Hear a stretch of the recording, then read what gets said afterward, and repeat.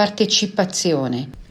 Come CISL abbiamo dato l'ennesima prova attraverso la non adesione al recente sciopero generale indetto da un'organizzazione sindacale confederale della volontà di non sottrarci alle nostre responsabilità e condividere attraverso la concertazione e la partecipazione le scelte che dovranno portarci fuori da questa pandemia più forti di quando iniziata.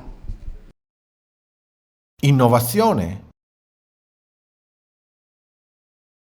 Ed è proprio in linea con questa filosofia che il 10 marzo CGIL, CISL e UIL ed il Governo hanno sottoscritto il Patto per l'innovazione del lavoro pubblico e la coesione sociale, che introduce molti elementi di discontinuità nel contesto generale della vita economica e politica del Paese, delle relazioni sindacali e del rapporto stesso fra il Governo e il sindacato, sui servizi pubblici e la riforma delle pubbliche amministrazioni, creando le premesse per l'apertura dei negoziati sui rinnovi contrattuali del pubblico impiego, premesse che hanno portato alla firma della preintesa del contratto delle funzioni centrali. E confidiamo di poter chiudere in breve tempo, ove ci siano tutte le condizioni per la sottoscrizione, i contratti della sanità e delle autonomie locali. Al di là dei contenuti, tutti determinanti, inseriti nel patto sottoscritto il 10 marzo, ancora più importante è l'atto politico. Era assolutamente necessario riallacciare i fili di una discussione che riportasse la politica, dopo tanti anni di strumentalizzazioni e denigrazioni, a farsi carico, attraverso una visione reale del Paese, del ruolo delle pubbliche amministrazioni. Invertire la marcia anche attraverso il rafforzamento del capitale umano nelle amministrazioni pubbliche. Le pubbliche amministrazioni versano in una situazione di permanente emergenza organizzativa e lavorativa per effetto della drammatica riduzione degli organici.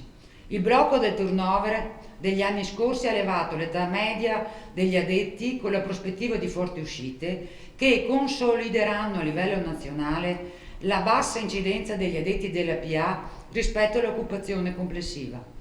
Il 56% dei dipendenti pubblici ha almeno 50 anni e il 20% ha almeno 60 anni. Il fabbisogno 2025 dei lavoratori pubblici sarà di 740.000 persone, di cui 690.000 per la sostituzione di addetti che lasciano l'attività e di circa 50.000 per nuovi bisogni. Si tratta di una stima prudente che tiene conto solo parzialmente del depauperamento che si è avuto negli anni scorsi. Oltre a ciò non si è operato il rinnovamento, anche professionale, dei dipendenti con nuove assunzioni ed anche quelli in servizio ha fortemente sofferto negli ultimi anni per il blocco degli investimenti sulla formazione e sull'aggiornamento professionale.